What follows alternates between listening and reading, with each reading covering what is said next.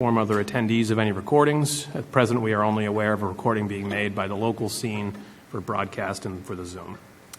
If there's no other business, Mr. Chair, I would make, at this time, I would read recording in progress session language. Please.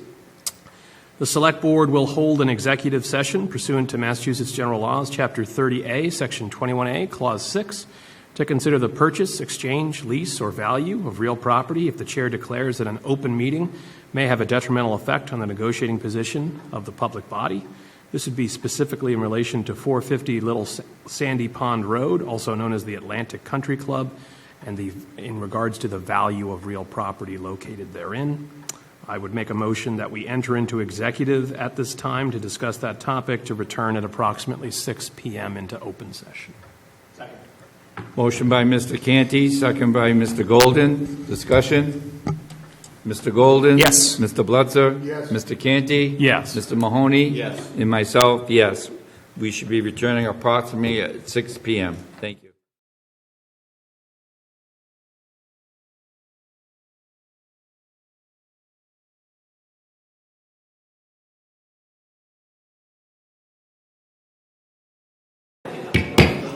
Welcome to the Select Board meeting of April 29th, 2025. Please join the board in the pledge to the flag.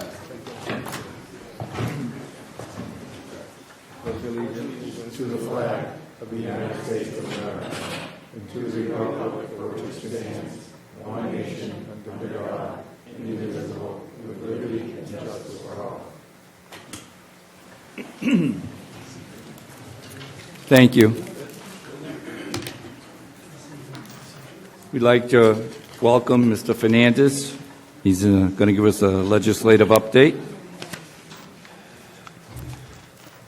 Thank you, Mr. Chairman, and honored to be before this august committee. It's good to be back in the town of Plymouth. Our office is right up the street, and we're spending a lot of time here with you and with your town manager. Just wanted to give a quick update on some of the things going on and things kind of to be expected in the legislature. And obviously, we really value our partnership and working through you to be your voice at the State House. Joined today with Jack Richardson from our team as well. He's the newest Falmouth Select Board member, who's our district director as well. We've been doing a lot of work actually with Charlie in the town around the DCR property down by the waterfront, and working there to make sure and see if we can get the town to take it over, because this is an incredible asset that the town could use for different tourism, different types of events. I think it would be something if the town took over, you could have a lot more control and get a lot more creative with the use of it, and we think that could be a really good thing. So now we're working with EEA on a potential land swap proposal, waiting for them to get back to us on that. But that's kind of the next steps there. And if that doesn't go through, we have some contingency options as well that we've been exploring. But at the end of the day, I think this is something that's doable and could be a really good thing for the town. One of the first things that came up in front of us when I took office, less than or around 3 months ago, was the closure of the only state-run mental health facility in our district in Pecasset. There's actually a fair number of Plymouth residents that go there because it's either Pecasset or Pembroke, kind of the two spots, and the state was looking to close that down. Really important that we have mental health resources in our region. A lot of big needs here. We actually have higher than average suicide rates in our part of the state. So really important that, in my view, not only that are we protecting these resources, but ultimately looking to expand them. And so we really led the push against this closure. I'm proud to say that with good conversations with the governor and her team, they've reversed course. That's going to remain open. And then we're actually going to be a part of a task force that's assessing mental health resources in our entire region and looking at ways we might be able to expand them and have more access for people here. So some good news on the mental health front, which I know is really important for all of us. We've also announced we're doing, and we held our first one at Mass Maritime, a Cape Bridges forum series where we're bringing the head of the mega projects for the state down to this area to have public forums. It's center of the district, obviously more impact on the other side of the bridge, but we really want to have one in South Plymouth because the Sagamore is going to be the first bridge that is replaced. And I think while there's limited impacts, there's definitely going to be some changes in that part of town. So we're going to make sure that we get Louisa Paywansky, the head of the mega projects, to have a forum in South Plymouth, and we've already had discussions there. So we want to make sure that the residents in town are aware of what's going on and aware of potential, if any, impacts there. We've also reached out and we've discussed this with the board and Stephen Cole and Brendan and others around could we host some sort of kind of incubator center, blue tech hub here in Plymouth. The resources here are really ripe, I think, for it.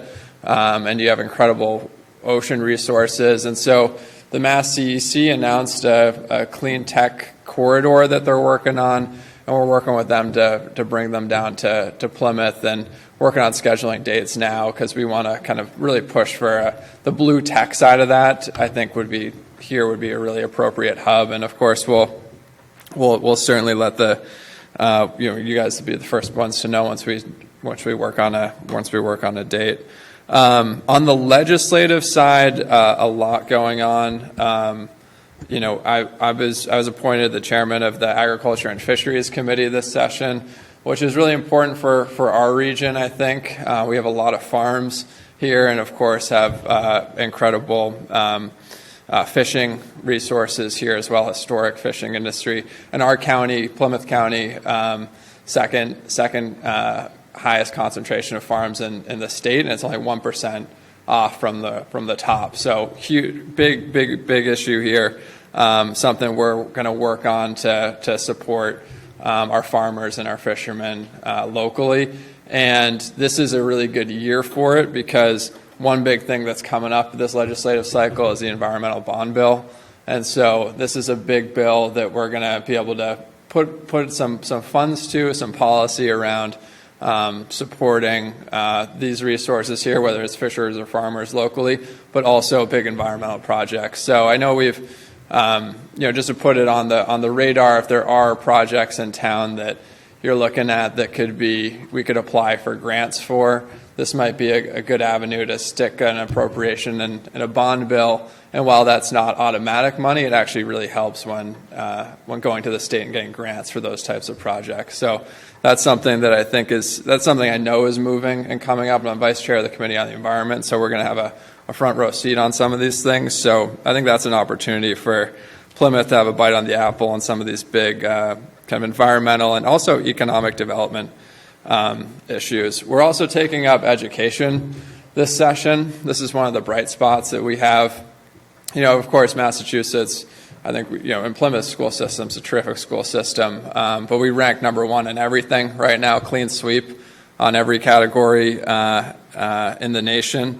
But there's broad agreement among a lot of colleagues and myself that while we did some reforms, a few years ago, that rising tide kind of raised all ships in the Commonwealth. Some got a lot more money than others, and so towns in our district, towns like Plymouth, they did better for sure. But there are other, mainly gateway cities and some others, they're doing a lot better, and we just want to level the playing field a little bit more, not take away, but level the playing field to make sure that towns like Plymouth are getting more of their fair share, especially on a per pupil basis. So we're going to be taking a look at that, and then we've been having a number of conversations about the school bus issue. We've been working with, my great House colleagues, Kathy and Michelle, and then also, we've had a number of conversations with the Senate Ways and Means Chair about this issue, and we have a number of proposals we're working back and forth with their staff on. Ultimately, Plymouth, it's a huge town. it's not super easy to get around, at least east to west, and that drives up a lot of the costs associated with busing. And if you were a regional school district, you'd be in the top 15, you'd be getting back reimbursement from the state, right? So, this is something that, whether it's changing to say you fit into a top 15 regional school district, or your X percentage over costs above the average, whatever the method is to get more money back for Plymouth, that's what we're kind of taking a look at and going to try to push on. And then there's some money there for this stuff too. So I think, because of the Fair Share Amendment passed a few years ago, transportation and education are actually bright spots in our state budget, and that's the next big thing that we're going to be taking up. And so, this is actually we're pretty conservative, I'd say, in this state budget. I think we kind of have to be. There's a lot of uncertainty out there. There's already been a lot of cuts at the federal level. I know some downtown Plymouth's been cut. There's been a lot of other cuts that I want. A ton of money the state is not going to be seeing. Just public sector, and then you go into private nonprofit sector. Huge, like multi-billion-dollar cuts are already happening there that will have ripple effects. And so, I think it makes sense that we, on the Senate side, are putting forward, I think, a pretty conservative budget. But at the end of the day, Massachusetts, we have the highest rainy day fund we've ever had. We have a AA plus bond rating. We're in a really good fiscal state as a Commonwealth to weather some storms, and I think we might be entering some choppy waters. We'll see, to be determined, but a conservative approach at the time, I think, makes a lot of sense. And I'll just close by saying, one thing we're going to really push on in this budget is around tourism. It's a driver of the economy here in town. I think it's underserved by the state for the amount of money we take in from tourism dollars. The lack of attention the state gives, I think, is a really disservice to the people who work in this industry, our restaurant workers, our hotel, motel owners, and the like.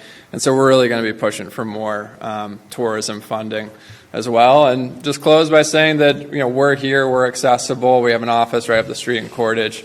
I know that, we communicate regularly, and really appreciate that relationship. And if there's anything that you guys need or anyone in town needs, of course, can reach out to us anytime, and we're happy to help. Thank you. Thank you very much, Dylan. Is there any questions or comments for Dylan? John? Senator, thanks for coming tonight. A couple of softballs, hopefully. What is the rainy day fund up to? I think it's around $6 billion right now. Okay, all right, excellent job. Is it one of the largest stabilization funds out of all the 50 states? Is it? Relative to state budget, yeah. I mean, obviously not on a per capita, yes. Obviously not as a overall. California, I think, has a bit more money than we do. Okay, all right. Yeah. And what is the date of the town election in the town of Falmouth? Tuesday, May 20th. Tuesday, on a Tuesday. May 20th. There you go. Oh my God. Okay. All right. Well, Jack, I'm wishing you the best. Yeah. Well, he unlike Plymouth, he doesn't even have a contested election, so he's scooting right in there. He's taking the David Golden approach to running for select board. All right, Jack. Congratulations. Charlie? A couple of things, Dylan. Number one, thank you for coming over the bridge tonight and speaking to us. I know Plymouth's very important to you. Obviously, it's important to us. But you talked about the bridge project and coming over and communicating with Plymouth on that. And I appreciate that. We're going to be severely impacted over an already congested area down in Cedarville. So we're going to need a lot of communication down there, a lot of help down there. And you'll be hearing more about that. I mean, I was down there yesterday in one of the neighborhoods, and I almost got killed pulling out of the street. And we all know we need traffic lights. We need I know there's a couple million going into the engineering study that's being done now, and that can't get completed soon enough so we can address the issues, the traffic issues down there. And I know it's going to take a couple of years to fix it, but we're going to need as much help from DOT as we can get. Very important, so keep that in mind, Will. And if you haven't been down there, I'm sure you have. It's awful down there. Yeah. And we have other possible issues that will be, I'm sure we're going to hear about that tonight. But I want to thank you for that. The time frame for the state parks, I've been working on that since I became a selectman with Rep. Muratori. We started with the town manager. One of the first things when he got hired, I hit him with, we got to get the Memorial State Park, and eventually we need to get the state pier. And I know we had a verbal agreement with the DCR commissioner. We went to Boston a couple of times, and we had a verbal agreement, and he said he was going to honor that. And we had a meeting recently, and it's bureaucracy and has to go through the process, and I understand it. At that meeting, you told me we should have it by next July, hopefully sooner. Do you think we're still on for that time frame? Well, that's the time frame you need for a chapter, an Article 97 from the legislature, just because it requires a 2/3 vote. So you got to have it by then. As soon as we hear for when, if we're able to do the land swap, which would require the Article 97. Right. We'd have, as long as we get like a month, or at least a month, maybe probably 2 months would be ideal. Well, heads up before that deadline of next year, we could probably get it done. Okay, because every time I see you, I'm going to ask you about it. So, Yeah. it's that important. The state park, for all our events down there, we want to be able to control our own events, the times of them. The DCR has a rule, 10 o'clock, everything's closed across the state. We're a lot different than most of the towns in the state with our tourism. It's the biggest industry here. So it's important to our tourism, our businesses. Also, the state pier, we need to get that fixed. We need to get it extended, and we need to get control of that. We want to put the cruise ship there. That's where we want to put it. We want to keep Captain John on the other side and the Mayflower separate. That's the plan. David Gould, I know, would be in charge of that, and I trust him immensely back there in the corner to run this pier properly. It's so important. Then we can bring in tall ships on the other pier. We can stay away from, which is a huge tourism draw, and we can stay away from the fishermen and leave that separate so we don't interrupt what they're doing over there. So it's very important. Then the last thing is I saw recently Kathy and Michelle with the transportation, the bill they put, it can save us millions of dollars in Plymouth. Our costs are extraordinary. And again, we're a unique town. Everybody knows how big this town is.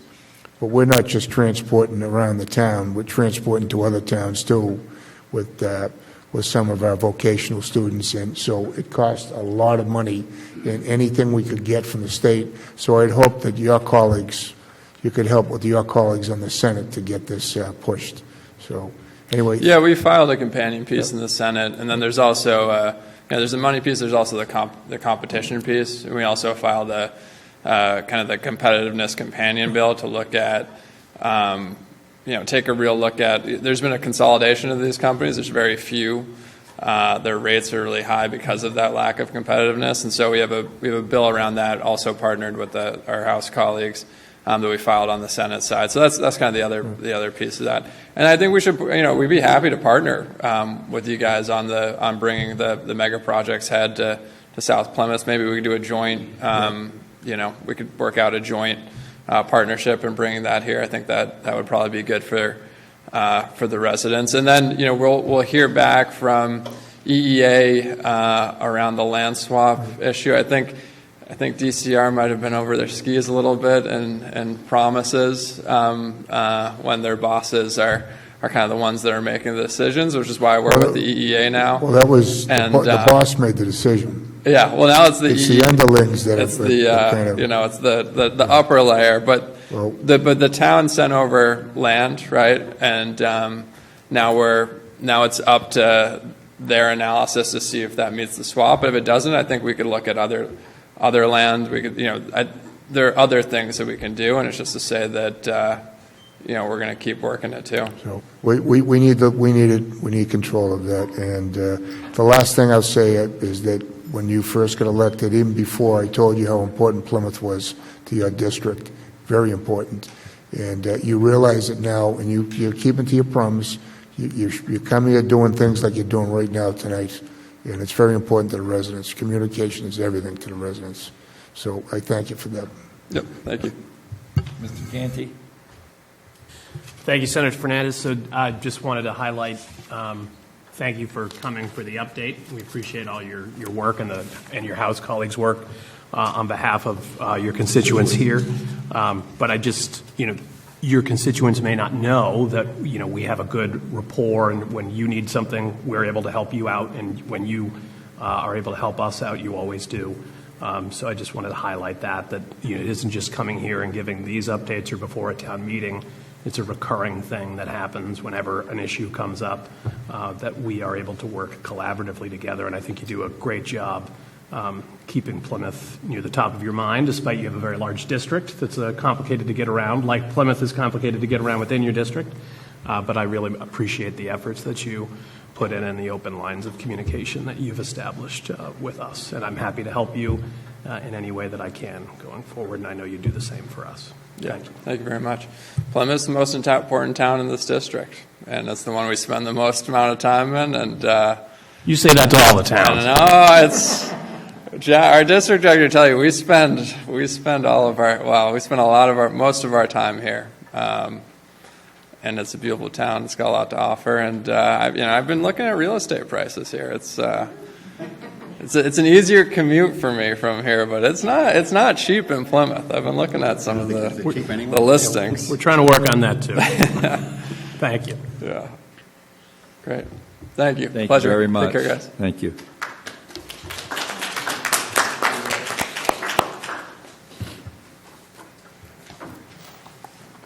Being of the time, we have a public hearing. In accordance with Chapter 138 of the Massachusetts General Laws as amended, notice is hereby given that a public hearing will be held at Plymouth Town Hall, 26 Court Street, Plymouth, Massachusetts, on Tuesday, April 29th, 2025, at 6:20 p.m. to consider the application for a new annual all-alcohol restaurant license from Plymouth Turmeric LLC, doing business as Turmeric House, 39 Court Street. Febin Sapa, manager. Description of the premises is as follows. First floor, open concept dining room and bar, 2 restrooms, kitchen, basement for storage, 1 entrance, 2 exits. Anyone wishing to be heard on this matter should plan to attend this meeting. The board has a layout of the restaurant. Hi, good Welcome. evening. This is my first time talking in big mass like this, so a little bit nervous. My name is Pravin Thapa, and I'm trying to open a small Indian restaurant in Plymouth. We've been trying to do this for a long time, looking for a space, and finally we found one, and really excited and moving forward for this one. So today I'm here for the license, and I just want to explain, introduce myself. My name is Pravin Thapa. I'm originally from Nepal. I came United States 2002, and I came through the culinary. I used to work I went to school back home in the culinary. That's how I got the job here, and I came here and started to work in a small restaurant, and start to learn again. And mostly I was focused on Indian restaurant. That was my plan to, in future that I can do something of my own. And 2019, me and some of my friends had a chance to open a small restaurant in Weymouth. 2019 November, we opened that right before the pandemic, and thank God, it hit us, but we survived. And so at that time also, we were looking over here because I really liked the Plymouth from the beginning,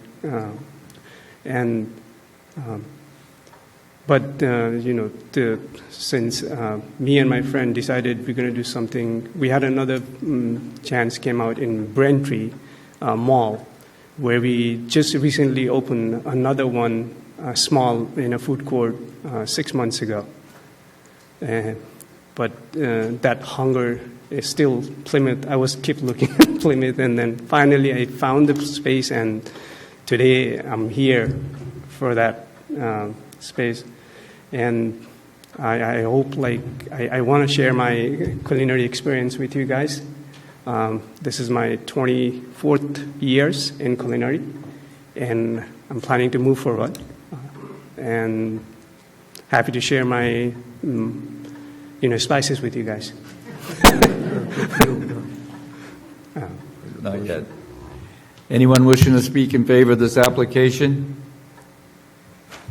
Anyone online? In favor? Kenny Schmecker. Kenny? Can you hear me? It's Kenny. Hi. Yeah, so Kenny Semkin, owner Second Wind Brewing, directly behind the location of the new restaurant. I just wanted to say in support, this is actually my second license hearing with Turmeric House. I was actually in the Braintree hearing, so I've been aware of this restaurant for a while, and my business partner is the landlord who owns the building. We had a lot of interest in places to move into that spot, and looked at a lot of different, he looked at a lot of different options, and really wanted to bring something that was to Main Street or to Court Street, and just echoing on his behalf, since he wasn't able to be present for this, that this crew really stood out and really excited for them to open. I'm personally excited to have them as neighbors. We've already met and discussed opportunities to work together, but the fact that this is and they're bringing some diversity to downtown is really welcome. So I just really hope the board will stand in favor with approving their licenses. Thank you, Kenny. Anyone else wishing to speak in favor? No? Anyone wishing to speak in opposition? Anyone online speaking in opposition? Okay, now close the hearing and bring it back to the board. Mr. Blitzer? Thank you. I'd like to welcome you to Plymouth. I've heard great things about your restaurant. Thank you so much, sir. Braintree, about the food, how good it is. And I just want to let you know that you're the second restaurant owner from Nepal in Plymouth. Oh, okay. Kasan Gale down at the Lobster Hut, which is one of landmarks, the Lobster Hut restaurant on the waterfront. He came over from Nepal. It's a great story. Worked with his family, and the owner, when he passed, left 75% of the restaurant to him and his family. And it's a great story. And he's run that restaurant. Brett's parents are still, they're part of it. But he's doing a great job, and he's a real credit to Plymouth. So you want to get down and say hello to him. So you have a lot in common from Nepal. All right? Thank you so much, sir. Yeah, just the question for you. I'm looking at your concept here. It seems to be a lot, all kitchen. Most of it's kitchen. You only have about 40 seats. I think there's less than that. The reason for the big kitchen is everything we made it from scratch. Yeah. So when you do that, you need the small kitchen not going to help us. Right. And even just want to share with you some with my another restaurant. We use like 40-pound bags of onions every week. So normally that's a huge, and you need big pot to make those kind of things, and big place, especially like to mise en place, like to prep all those things. You need a big kitchen. That's the main reason. Like we're see it, yeah. more focusing on kitchen, so that yes. Well, what it tells me is your food is the priority here, and that's great. Exactly, yes. And you're coming to a very diverse town. We have a lot of different concepts, different cultures in restaurants, and you're going to be a great addition to this town. So I wish you well with your concept and your restaurant, and anything we can do to help you. Okay. Yep. Thank you so much. Any other questions or comments from the board? Wish of the board. Make a motion to approve the issuance of the license. I'll second it. Motion by Mr. Canty, second by Mr. Blitzer. Discussion. Seeing none. Mr. Golden? Yes. Mr. Blitzer? Yes. Mr. Canty? Yes. Mr. Mahoney? Yes. And myself, yes, unanimous. Thank you so much, sir.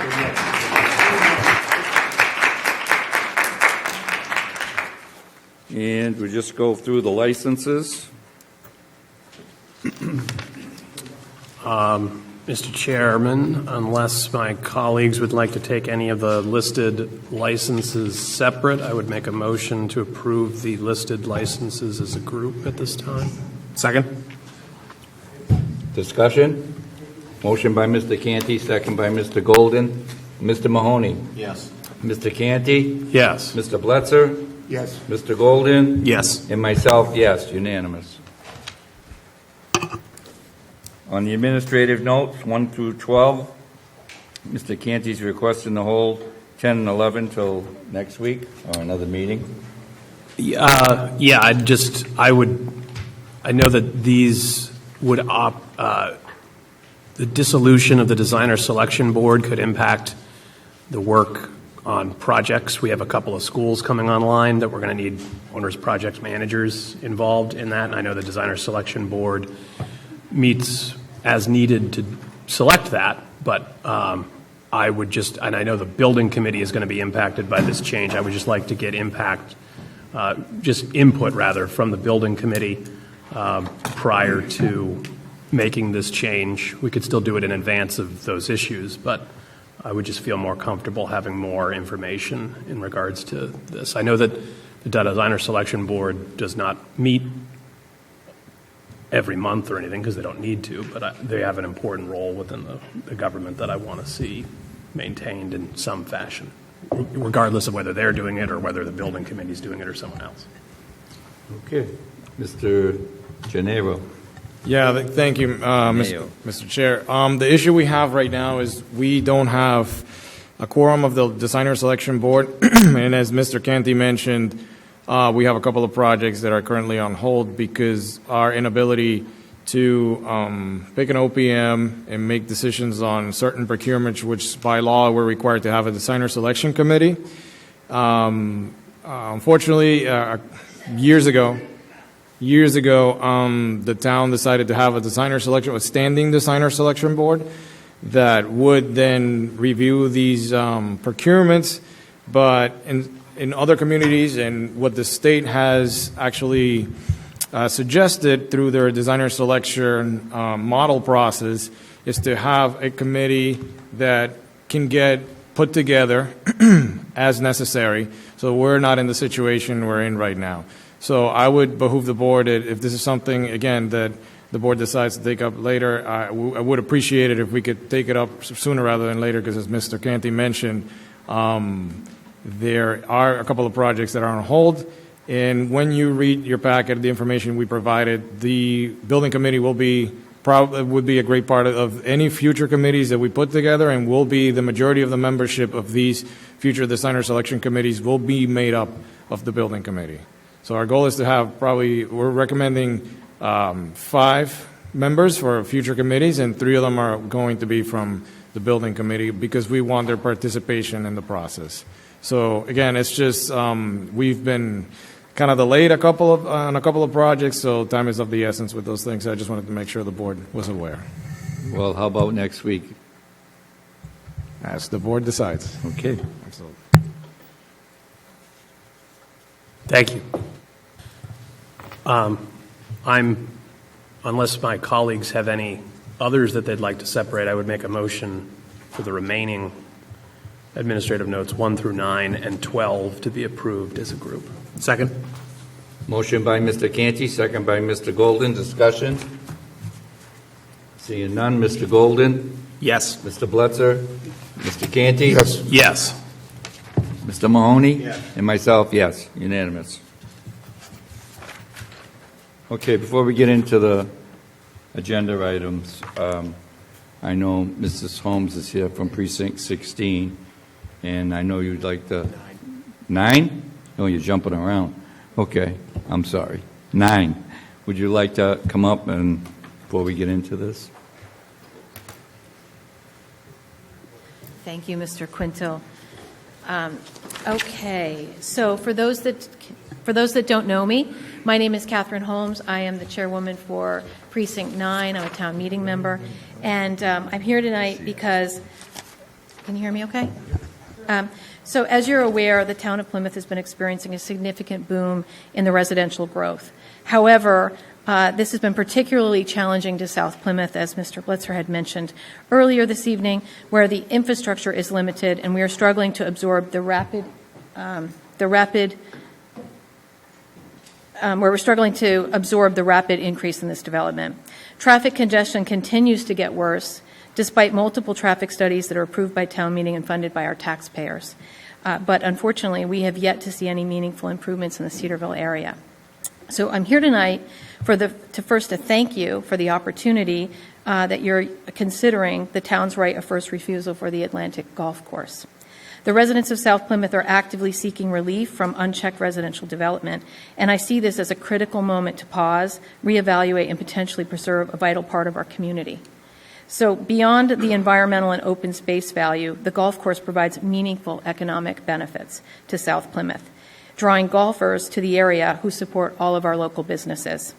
It also serves as a valuable recreational and educational resource offered to our children for a healthy outdoor activity, and they can enjoy a lifelong sport that they learn that takes them through their lifetime here in Plymouth. My request is that we leave no stone unturned. When evaluating Plymouth's options and looking at this development that is potentially happening, we should be looking at private funding, grants, partnerships, and long-term revenue opportunities like maintaining the golf course as a public asset. Yes, the $20 million price tag is significant, no question, but not acting may cost us far more, and that is important to stress. If this development goes forward, we're potentially looking at over 400 homes, which will require significant road upgrades and impact our fire and our police departments. I confirmed with Dr. Campbell today, who estimated that a development of this size will increase school-age children by approximately 140 or more kids, and if it's a 40B, is established, it could significantly be much higher. He also confirmed that the schools in South Plymouth, which I've been saying for a long time, they are already at capacity. So bringing in any more kids is going to be a real problem. We simply will have to build out. The long-term cost to Plymouth and the town of Plymouth, both financially and environmentally, would be enormous. I reached out to Lynn Barrett, Director of Finance, who's here tonight, and she estimated that in worst-case scenario, if we were having to put a loan forward for the full amount of the $20 million, that the average taxpayer would get approximately a $57 increase in their tax bill annually. So this is far less than the additional cost of services a development of this size would require. And when you compare this to the long-term burden supporting the potential residential expansion, it's really clear that we need a full and transparent cost-benefit analysis. So I know that you're still in executive session on this topic, and I look forward to an update when it's available. So with that, I just wanted to come here tonight and personally extend an invitation. Precinct 9 is having a caucus. We've had to move the date because we wanted to give you all more time to be able to evaluate this. So it's going to be on May 12th. It's at the Cedarville Fire Station. It's at 6 p.m.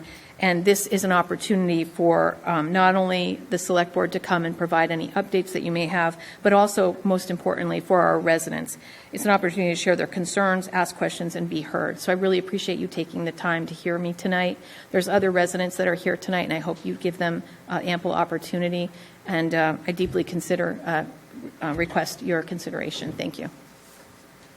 Thank you. I just want to say that I let Ms. Holmes go because she sent me an email asking to speak earlier, but the rest of the comments are going to be under the regular public comment. Only because I have to keep going with the schedule and I have staff here. But I've always made it a policy if somebody needs to or wants to. So there's one more. He just has an announcement from the airport committee, and we're going to get right to the agenda. I will make it very fast. Sorry. Adam Bond, I'm chairman of the Airport Advisory Commission. We meet the fourth Thursday of every month. The next meeting will be May 22nd. I'll probably come back again to give more information. I just wanted to make sure that everybody knew that that meeting is going to basically be open to public comment so that we can establish what are the problems people are experiencing, put them up on a dry erase board, and begin to accumulate them, prioritize them, and have an understanding of what it is that the community wants to advise on and how it wants to go about doing so. The selectmen created us, so we figured we might do them the honor of actually trying to accomplish some of that advice. Other than that, other than possibly trying to find a larger room than where we do it at the airport conference room, we may try and find something larger, but it will still be May 22nd at 6 o'clock. Thank you very much for your indulgence. Thank you very much. Next on the agenda is the Four Daughters Compassionate Care Incorporated.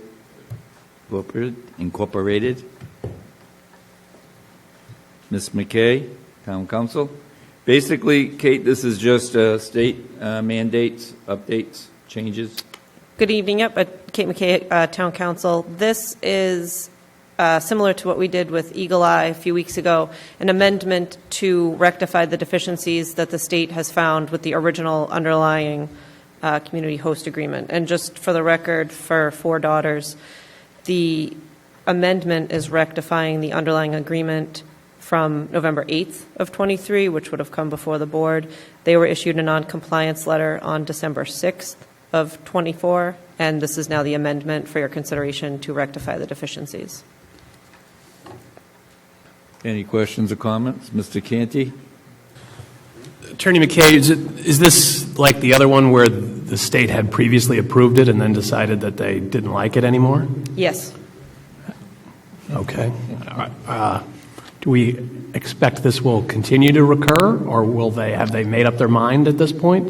Mr. Canty. Are you speaking in particular to this agreement or all of the other establishments? Well, it's just odd that they previously approved all these agreements and the agreements remain in effect, and then they just come back and say, oh, by the way, here's this other thing to deal with.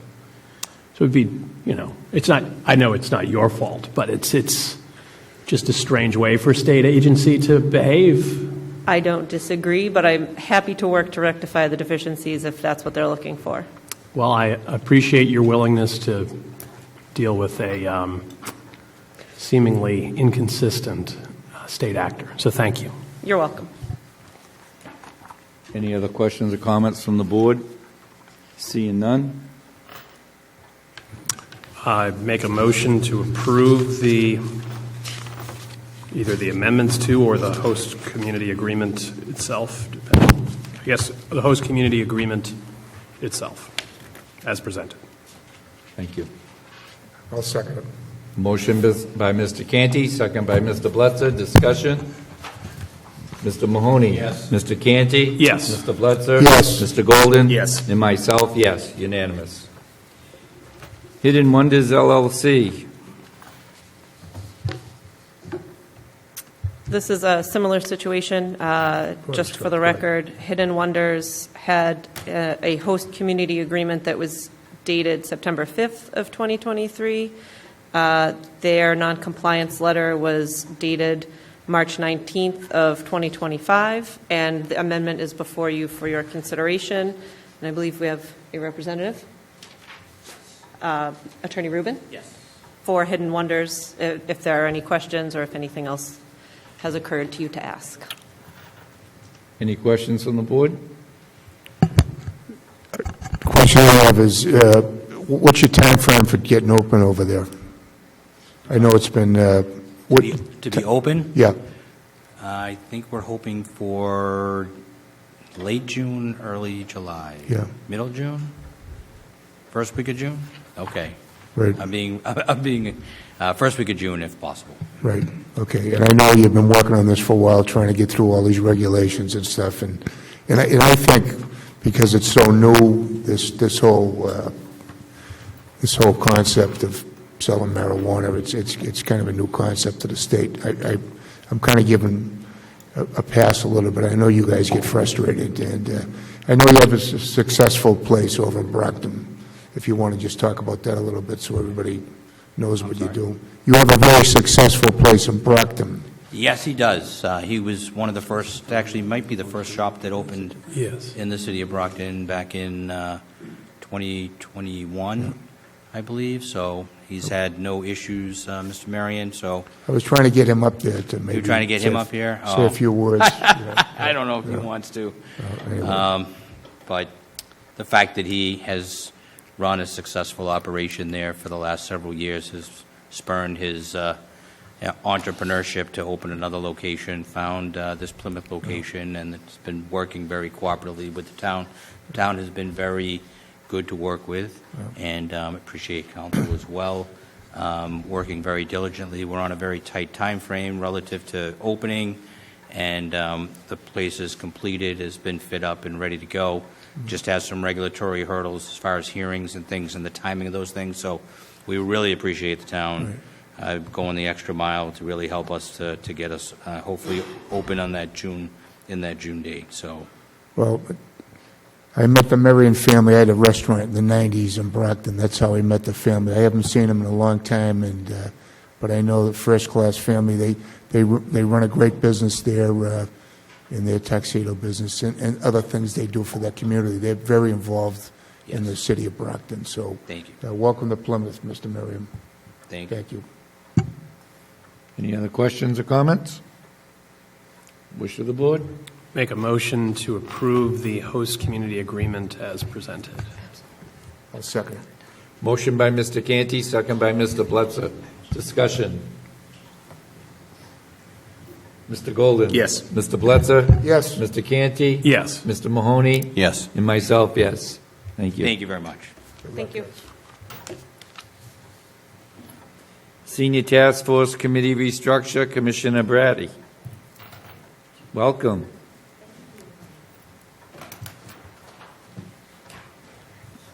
Okay. This is on. Thank you so much for hearing our recommendations this evening in regards to the Senior Task Force. You have a memo, but I've prepared a small PowerPoint just so everybody at home can follow along and you'll know what we're asking. Okay. So just a quick refresher for those of you that were on the select board when we started the Senior Task Force and you so generously supported that endeavor. The purpose and mission of the Senior Task Force was to create a sustainable community blueprint of excellence that serves seniors and residents of all ages, to designate Plymouth as a leader in model community for adaptable senior policy, and to recommend senior policies to be adopted by the Plymouth Select Board and supported by town meeting and town administration. That was our original intent. And then the Senior Task Force Committee was created in 2021 with the Plymouth Select Board formally voting to endorse its formation on August 17th, 2021. Subsequently, the Select Board appointed 17 Senior Task Force Committee members in 2021. The Senior Task Force Committee at that point spent 3+ years obtaining a Town of Plymouth Age and Friendly designation, which was successfully achieved in April of 2024. An action plan, which is a required part of the designation, was discussed, and from April 2024 to the present, the original and existing Senior Task Force Committee members began implementing one facet of the first action plan. That initial action plan is currently focused on providing formal dementia training to Plymouth businesses to create a welcoming community environment for all. The Senior Task Force Committee's goals are comprehensive and continuous, as they are community-driven to create a sustainable blueprint for all Plymouth residents and visitors of all ages. As such, it is important to create a formal committee membership and terms for select board appointments. The Senior Task Force Committee recommends the following for select board consideration. We would like the Senior Task Force Committee to have 11 select board appointed Senior Task Force Committee members, 1 Center for Active Living Management staff as the 12th appointee, which would be a tie break only in voting power. It's really important that we have a member of CAL be part of this task force to keep their pulse on what's going on in the senior community. Those 11 select board members and 1 Center for Active Living Management staff would serve three members would serve a 1-year term to expire in June 30th of 2026. 4 Senior Task Force members would serve 2-year terms expiring June 30th, 2027, and 4 3-year terms expiring June 30th, 2028. Just of note, the Senior Task Force Committee has had the same dedicated volunteer members since its inception in 2021. Pretty impressive group of volunteers. Despite the lengthy service time of these founding members, several of these members are willing to continue in varying service terms to retain historical and institutional knowledge as new members are integrated into the community. We recognize that they would have to formally apply, and that would be at your discretion, but just so you know, there would be a continuous cycle of historical knowledge, which we think is important with all the work that's been done over 3+ years. The Senior Task Force Committee recommends requesting, I went too far. Just kidding, seeing if you're awake. The Senior Task Force Committee recommends requesting a select board liaison for this committee. This originally was, the Senior Task Force was created with former select board member Harry Helm, who was instrumental in this creation. And since that time, since Harry's left, Select Board member Charlie Bletzer has been continuously supportive of this endeavor and attends every committee meeting, and we appreciate that very much. We think it's important to have a Select Board liaison. The Senior Task Force Committee also recommends that future committee members potentially appoint subcommittee members with appropriate expertise, subject matter, or other liaison members as deemed appropriate. Given the nature of the work and the depth and breadth of the work, we may have experts in subcommittee capacity. So, thank you always for your support of the Senior Task Force Committee's mission, and on behalf of the Senior Task Force Committee, we truly appreciate your consideration of this matter.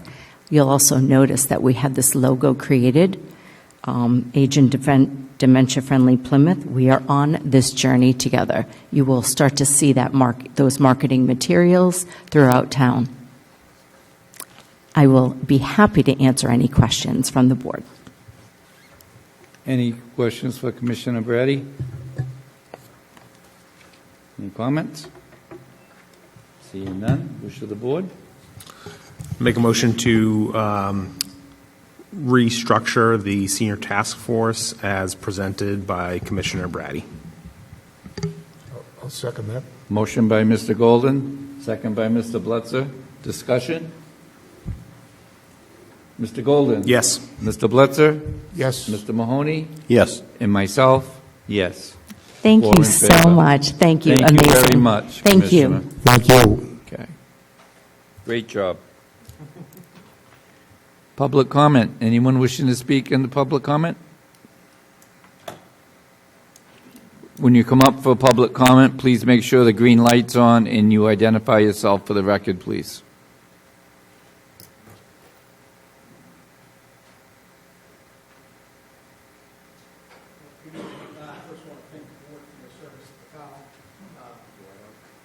Green light. There you go. There we go. Yeah. Good evening. I want to thank the board, first and foremost, for your service to the town. I know it's a lot of times an unthankful job, and I appreciate it. My name is Chris Jones. I live on Eagle Drive, the street directly across from Atlantic. I've been a resident of Plymouth since 2001. I have 3 children. 2 have currently graduated from Plymouth South High School, and my youngest is a junior. All 3 of my children have worked at or currently work at Atlantic. All 3 walked to work each day until they got their license, leaving a little more free time for myself and my wife. Over the approximately 30 years Atlantic has been in business, they have employed countless number of high school students from our neighborhood and the area surrounding the course. Their jobs at the course are customer-facing, so they learn invaluable life lessons that will serve them well in the future workforce and whatever they endeavor to do in life. In full disclosure, I've been a member of Atlantic for the past few years. With that being said, it's really no secret that I wish for it to remain a golf course. If that's not an option, above all else, I'd like to see the property become anything other than another development. The $20 million offer seemed like a staggering amount of money when I first learned of this. Then I did some thinking and a little bit of my own research.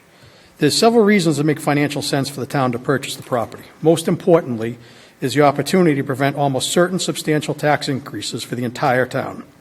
I know the board has seen and or heard of the potential of upwards of 400 homes being built on the property.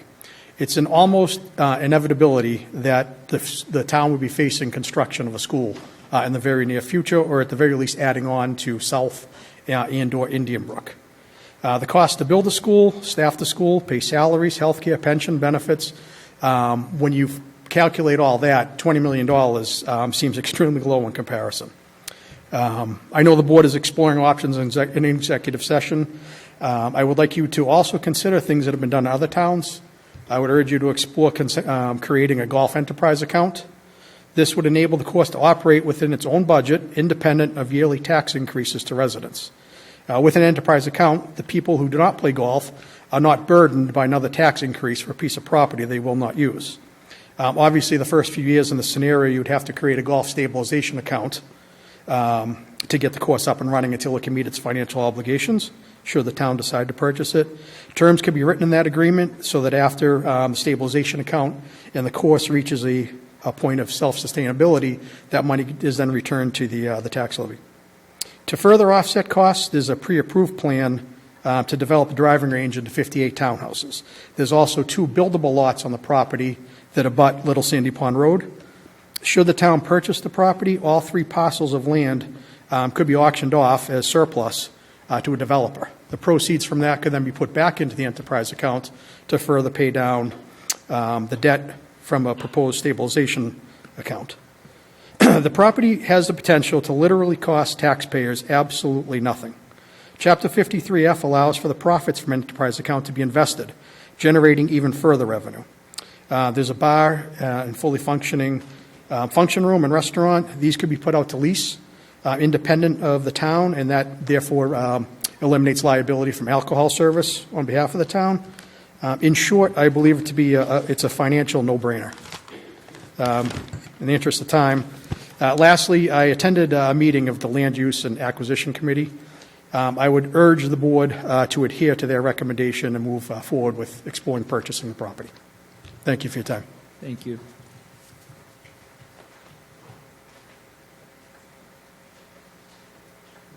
Somebody behind you, Steve.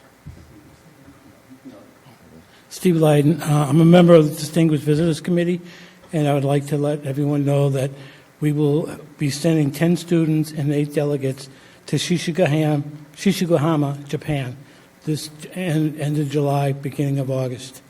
This is a great sister relationship that we have, and the schools will be sending the students and the 2 chaperones will be living in host families. It's a great experience. They were here last year. They came here. They have 15 students. We're sending 10 this year. But it's a great opportunity to keep this sistership going on. And the schools could, if anyone wants to donate, the schools are taking different, donations to help the students pay for their trip. I think the airfare is close to $3,000, and then spending money or whatever. But The airfare is very expensive. It's hard to set a rate on the airfare because they set one rate, but then on the day of the flight, they charge you a fuel charge. Whatever they pay that day, that's what you're going to pay. So, we're saying it's around $3,000, for the students. But if you could help them out, it'd be great. We're having a delegation to go. They're going to represent us. It's just a great program, and I wish let the people know in Plymouth that we do have that and to support it. Thank you. Thank you. No worries. I would like to take this opportunity, number one, to thank you all for your service to the town of Plymouth. My name is Don Daly, and I am the golf professional at Atlantic Country Club. So this is very dear to my heart. I am also a resident of the town of Plymouth. I firmly believe that the best option regarding Atlantic Country Club is for the town of Plymouth to purchase the property and to operate the golf course as a municipal golf course. As Chris said, the $20 million does seem like a lot of money. However, in the grand scheme, it is not. It would be a fraction of the total cost the town would incur if Atlantic became a development. During the past 30 years, Atlantic has provided many residents of the town, as well as the 2 high school golf teams, a place to play golf and socialize with friends. It has also provided employment, not only for myself, but as Chris said, for a number of high school students and retirees of the town of Plymouth. It gives the retirees something to do.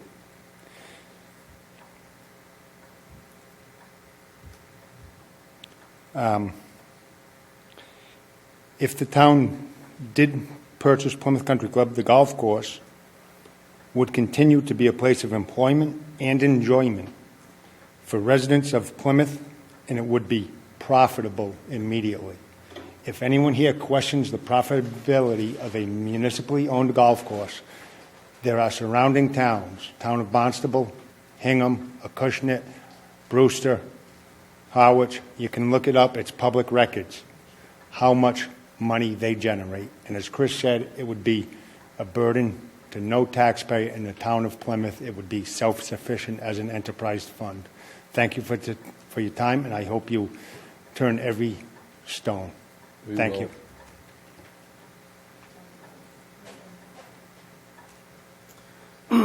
Good evening. I want to say thank you to the Board of Selectmen for your service to the town. My name is Jay Lopes. I've been a resident since 1997. 16 of those years, I actually lived on the golf course of Atlantic Country Club, and I currently live in the Ponds of Plymouth. What Atlantic Country Club has given to this community, for some of these young people, is the game of golf, work, and also the fact that it keeps open space for the town of Plymouth. Now, there's one thing I've learned is open space is where you're going to save on the taxes. Making this as a housing complex is not an option for the town of Plymouth. Now, if we can sit up here for the next 20 minutes and talk about the infrastructure down there, the roads down there cannot handle 400 to 1,000 homes that this is potentially looking at. I'm going to ask the Board of Selectmen to please look into purchase the land. I think it's going to be valuable for the town in the long run. And there's many options we can do, like Mr. Jones said, enterprise. We heard Mr. Daly, who's the golf pro, and he basically said with confidence we can make this work and make it profitable. So please, can we look at every options we can to keep Atlantic Country Club? Thank you.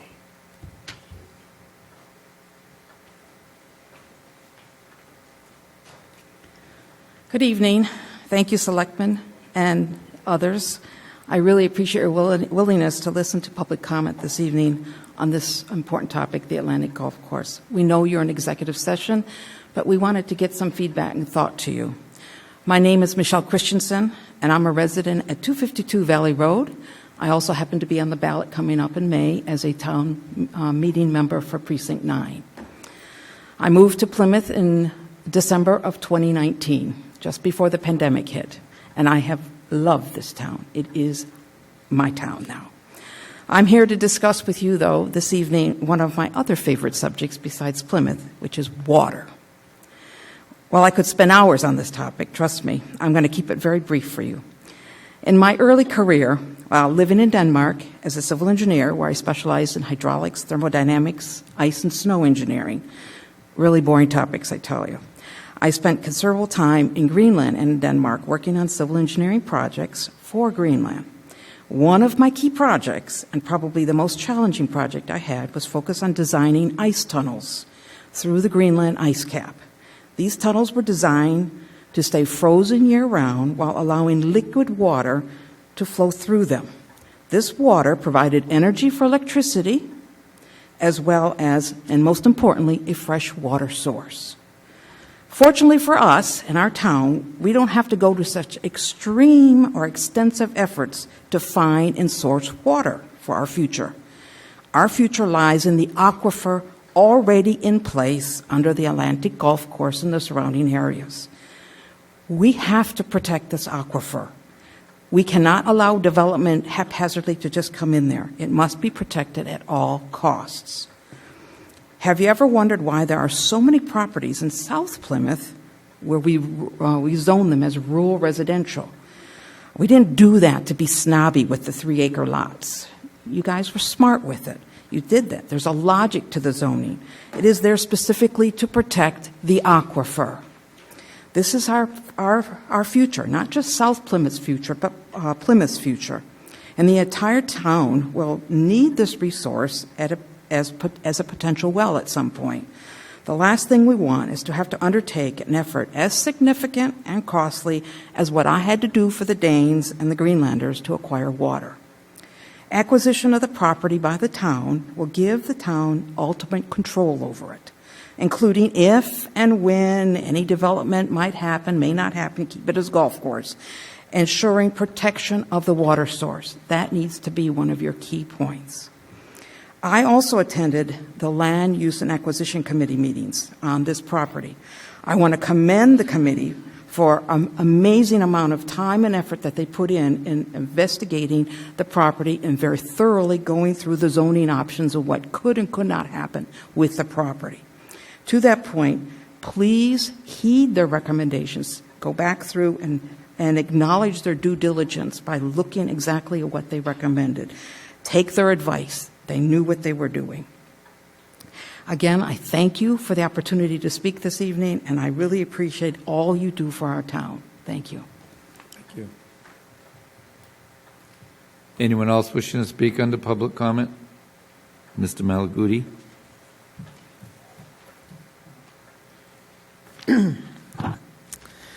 Everett Malaguti, Precinct 2, but not town meeting. I am asking tonight for the board to revisit their vote on admin note number 3. The vote for that was to dissolve the Energy Committee.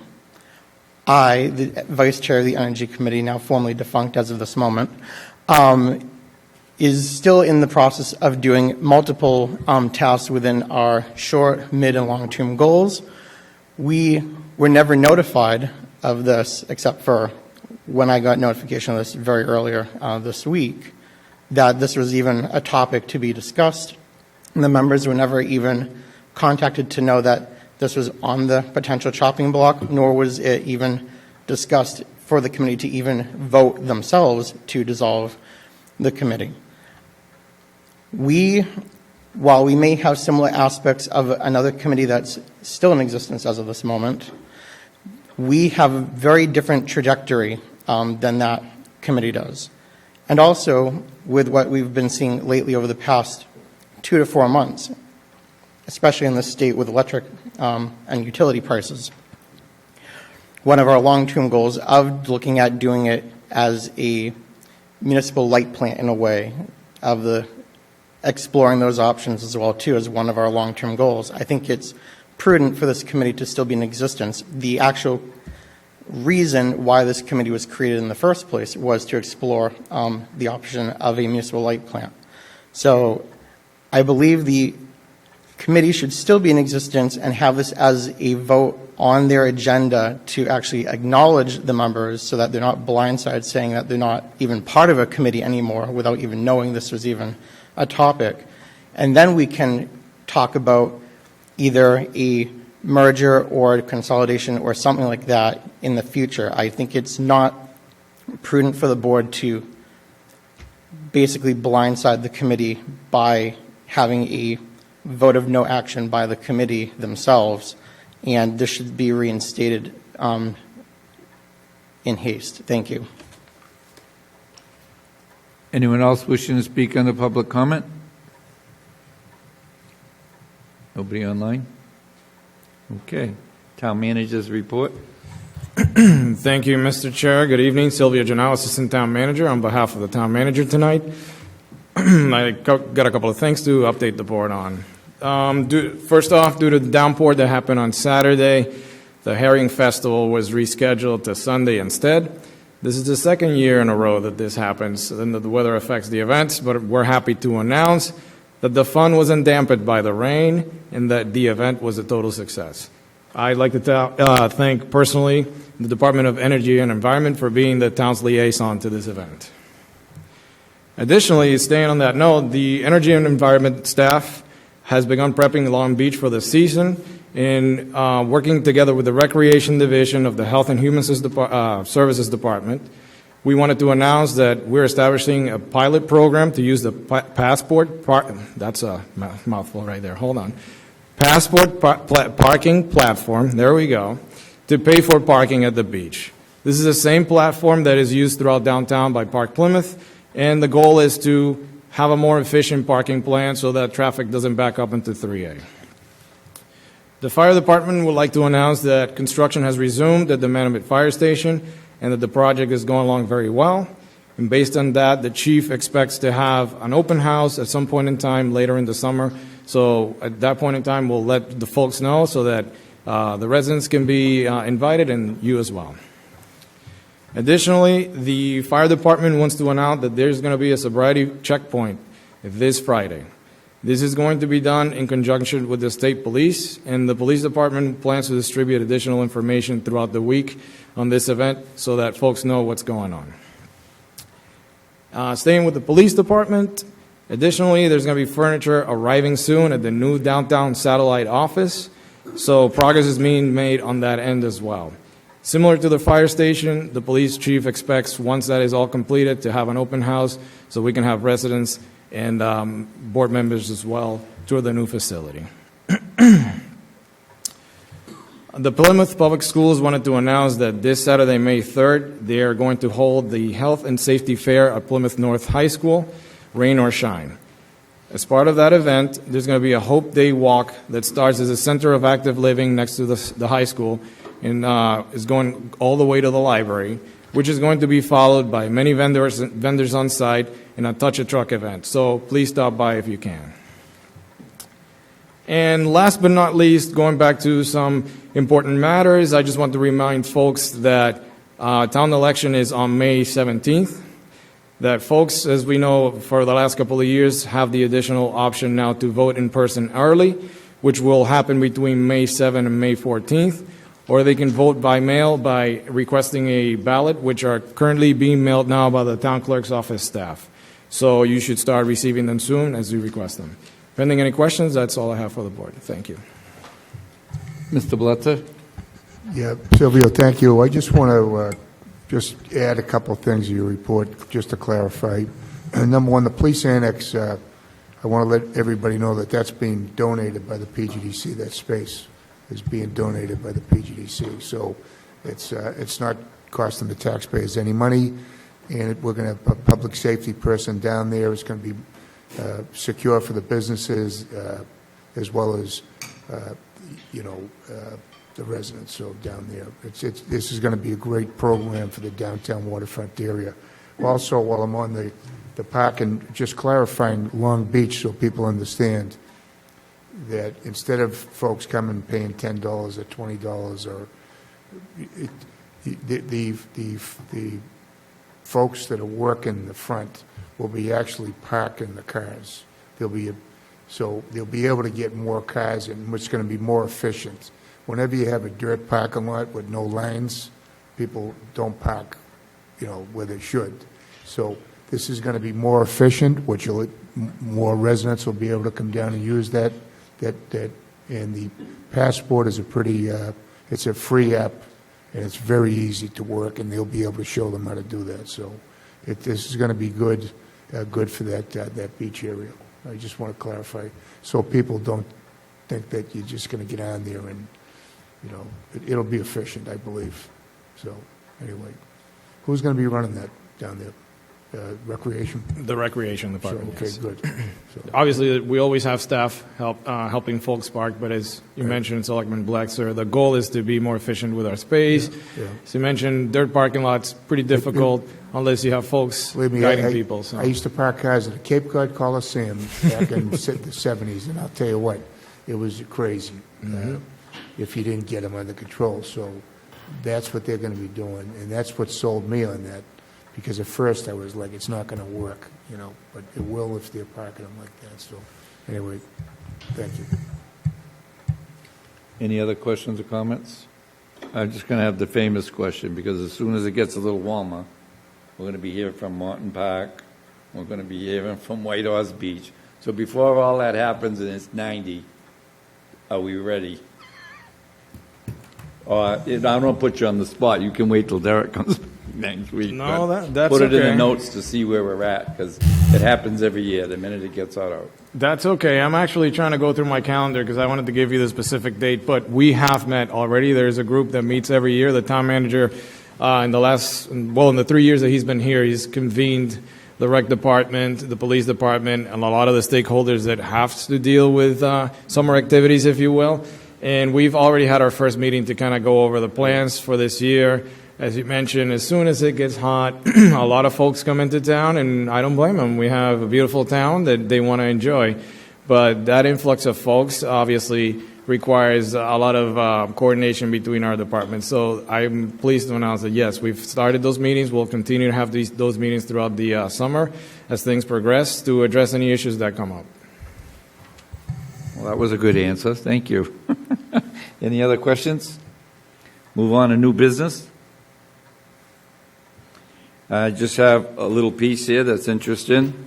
I somewhere last week at the gym, and I bumped into a McKenna Coolidge, and she's a recruit that's in the police academy, and she'll be coming through the academy, and I think June 5th or 6th will be graduating. So you'll all be meeting her very soon, but she's excited to come to town, and I promised her we got an up-and-coming police department, and we're doing everything in our power to make it more attractable to officers and patrolmen. And she said, I heard that. So for what it's worth, she's already hearing some of the things that we're doing, and we touched on at town meeting. It's already at the academy, so it's working. So you're going to be really proud when you meet her. She's really, I wouldn't want to mess with her. She's pretty strong. So, anything on the letters? Or you got new business, I just Joey? got a piece. I'm I sorry, go thought ahead. Mr. Canty might say something about isn't the town-wide cleanup? Oh, yeah, That's on Saturday, I believe. And It is. I know I saw some signs out there, and I'll let you speak on it because that's dear to your heart. It is to mine, too. But Sure. So yes, the townwide cleanup is this Saturday. You can sign up. There's links on the website. You can sign up with the DPW department in terms of letting them know where to place your bags, that you're going to place your bags so they can be picked up and recovered. You'll put them out after you finish picking up the trash, wherever you choose to pick up the trash, and they'll put them out on Saturday, and then they'll pick them up on Sunday. You can choose to go wherever you would like in the town, although you can certainly look for suggestions if you just want to help out where you're most needed as well. But this has been going on for, I think, about 18 years or so. Been very successful, a partnership between the town and Sustainable Plymouth, the Open Space Committee. And I know a lot of people put in a lot of time and effort organizing and executing that. So I appreciate their continued effort. And I look forward to having significant participation once again. And it'll happen again sometime in September or October as well. Thank you. And thank you, Charlie. Thank you. Anything else? Moving on to letters. Anybody have anything on the letters? We received a letter from Jane Morrow on the intersection of Halfway and Long Pond Road, the intersection. And I sent you all, or at least I think I did, some pictures of some tree removal, and it's pretty devastating. And I believe it's, road improvement from Makepeace in that area of town. So I figured where she wrote the letter, I'll gladly share it with anybody if you didn't get it. But I drove down there Sunday after work, and I'm talking trees this round, and I'm not exaggerating. That's why I took the pictures, so you could all see them. And I understand to make some of the improvements, you have to do that. So I went on to ask her if they had a public notification, for the neighbors in the neighborhood. And she wasn't sure about that, but they did have something at the middle school. So I guess, we can't replant those trees, but I hope if you could check Silvio and see if some of those plantings can go back when they're done. I understand that, and it's funny, John, I haven't been down, right there that time, and I looked and I said, that looks like Walter Morrison's house, all right? And I don't know how many years it's been. So I asked her when I spoke with her yesterday morning. She says, you're absolutely right, that is Walter's house. I was down there today. I saw Were what you? exactly what you're talking about. And usually you can't see his house, honestly, from, so if you know the area. So it was pretty devastating. She was very, very polite, and, she just wanted to bring it to the board's attention. I think they think it's a little overkill. There's and I don't see that, but a bike lane, a sidewalk, they feel the theme that if it was just a light, but I know how that goes because I lived that in Cedarville too. They all want the light, they don't want the rotary, but on the state road, the town really can't say what goes there. That's what I'm being told. So I was respectful. It was a good conversation, and so that goes into the next thing. So I drives down, I keep going. I'm going into Cedarville now, and I said, I got to see the 71 Hedges Pond Road. So I went right by it, actually. So I turned around to Mary Lou's, and I went back, and I said, it must be right here. There's the landfill. There was a little driveway. So I pulled in there, and what do I see? I see a hole. That's what I saw. That's, the trees have been taken down. But it's been a hole for quite a while. According to Mr. Hartman, it's been I'm calling it a hole because that's what it is, a valley, if you will. And it's been like that since a glacier. So it wasn't what I thought it was going to be. And I'm on the subject of this, since I'm on my little tour of South Plymouth. I believe the neighbors' concerns about large vehicles leaving that lot for anything they're going to be removing or bringing in, I think they need to go out to 3A. I mean, that's a no-brainer. And I don't see any trucks of any size going down Long Pond Road the other way. I mean, it just makes no sense at all. So I'd like to see the ZBA decision in the earth removal for that and see what the conditions are and make sure that those vehicles are not going through the neighborhood. I really don't believe they are. But I did my due diligence, and I went all through that, and, it's sitting next to a landfill, which is, I'm going to assume, a bad 21E. So I think that's why we probably haven't heard too much about water in the aquifer, because it's already contamination, right? They abut each other. So I'm glad that I did go down there for this other cause and went all the way down there and checked it out, because I know it's devastating when the trees come down, but, this has been for a long time, and things are being said wrong, and I'm not going to go into that here, but I am going to go to the podium, because I missed public comment because my vice chairman wasn't here, but if you'd be so kind later at the end, I would like to say a few things on the public comment as a citizen. Tonight? Yes, sir. But I want to finish what we're doing So that was letters, and if I went a little bit, that's because that's how the ride took me Sunday. So, I'd be happy to give you 3 minutes. well, I'm going to try. I'm going to try. Old business? Nothing under old business? Then if I can, Mr. Vice Chairman, I'd like to go to the podium. Okay.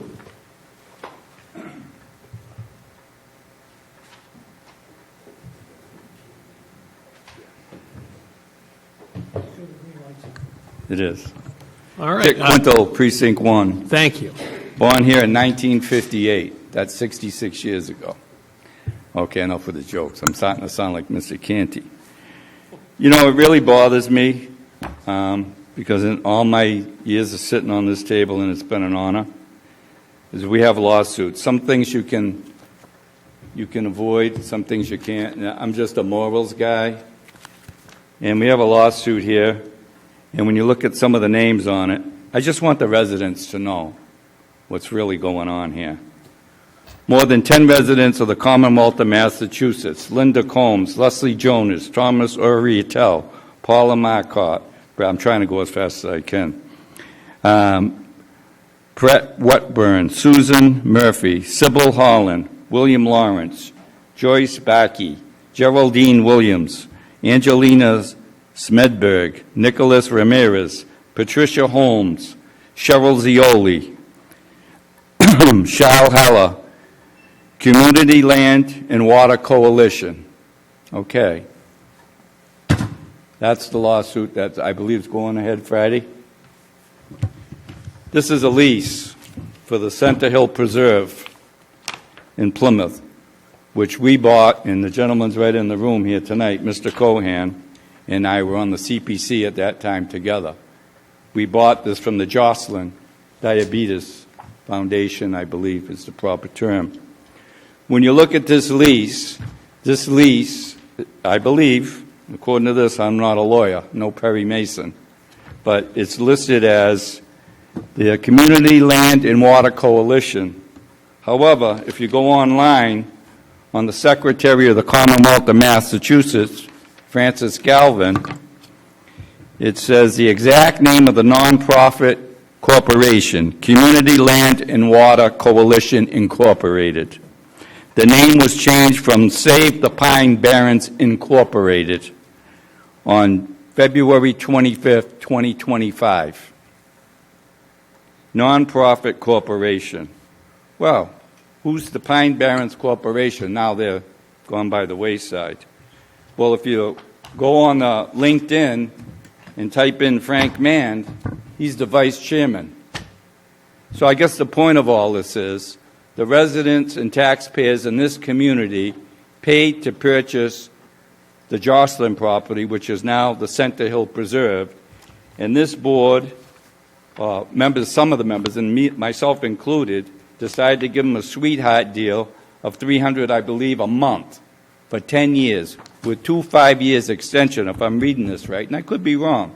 So feel free to, I guess the point of the story is the residents of this town bought the preserve, then they leased it to the same people that are suing them. I have a problem with that as a taxpayer in this town, and that's all I have to say. Thank you. Thank you, Mr. Quintal.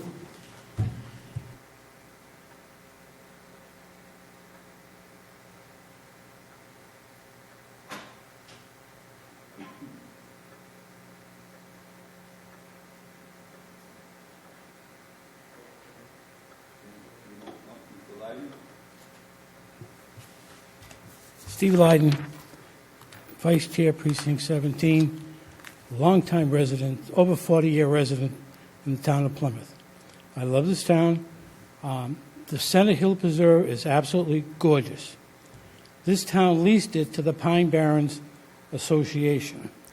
There is no Pine Barrens Association anymore. It's another corporation. We didn't rent that space to the Water and Land Coalition. So they're trespassing. I think they should call the police and have them arrested for trespassing and throw them the hell out. They're not there and they don't exist. So what are they doing in that building? They're trespassing. They should be arrested and thrown out. Thank you.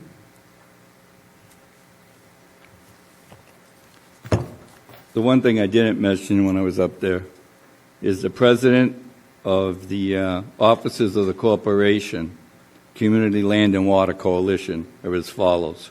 President, Donald Howland Randall Jr. Treasurer, Rachel Atkins. Clerk, Margaret E. Sheehan.